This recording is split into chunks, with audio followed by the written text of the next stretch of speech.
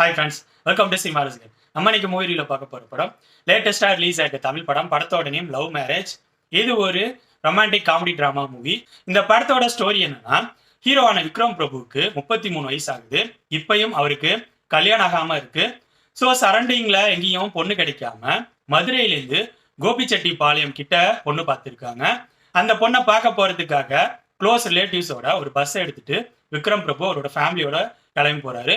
அங்க போய் பொண்ணை பாக்குறாங்க. பொண்ணு தான் சுஸ்மிதா பட். பார்த்ததும் விக்ரம் பிரபுக்கு பொண்ணை பிடிச்சிருது. அதுக்கப்புறம் அங்க ஃபார்மாலிட்டிஸ்லாம் நடக்குது. பொண்ணு பார்த்த பிறகு நிச்சயதார்த்தமே அப்பயே பண்ணிடுறாங்க. பண்ணிட்டு நிச்சயதார்த்தம் முடிஞ்சதும் கிளம்பலாம் அப்படின்னு ட்ரை பண்றாங்க. பட் கிளம்ப போறப்ப இவங்க போன பஸ் பிரேக் டவுன் ஆயிடுது. ஸோ பிரேக் டவுன் ஆனது சரியாகிறதுக்கு ஒரு நாள் ஆகும் அப்படிங்கிறாங்க. ஸோ விக்ரம் பிரபு அவரோட ஃபேமிலி ஹீரோயின் அவங்களோட ஃபேமிலியோட ஒரே வீட்டில் அன்னைக்கு நைட்டு ஸ்டே பண்றாங்க. மறுநாள் காலையில பார்த்தா இவங்க கிளம்பலான்னு ட்ரை பண்றப்ப டோட்டலா இந்தியா ஃபுல்லா கொரோனா காரணமா லாக்டவுன் அனௌன்ஸ் பண்ணிடுறாங்க. ஸோ வேற வழி இல்லாம ஹீரோயின் அவங்களோட ஃபேமிலியோட ஒரே வீட்டில் விக்ரம் பிரபு அவரோட ஃபேமிலியும் ஸ்டே பண்ண ஆரம்பிக்கிறாங்க. நாட்கள் போக போக சின்ன சின்னதா இந்த ரெண்டு ஃபேமிலிக்கு இடையில பிரச்சனைகள் உருவாக ஆரம்பிக்குது.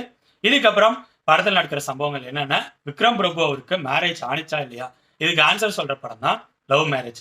என்ன பொறுத்த வரைக்கும் இந்த படத்தோட டெக்னிக்கல் விஷயங்கள், இந்த படத்தில் நடிச்சவங்களோட பெர்ஃபார்மன்ஸ் இது ரெண்டும் நல்லா இருந்துச்சு.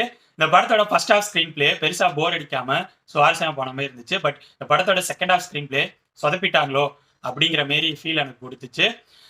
இந்த படம் எந்தவித எதிர்பார்ப்பும் இல்லாத கமர்ஷியல் ஆடியன்ஸுக்கு இந்த படம் பிடிக்க வாய்ப்பு இருக்கு. இந்த படம் இப்ப 3rd ரிலீஸ் ஆயிருக்கு. ஸோ என்னோட ரிவ்யூ பேஸ் பண்ணி முடிவு பண்ணிக்கோங்க, இந்த படத்தை பார்க்கலாமா வேணாமான்னு.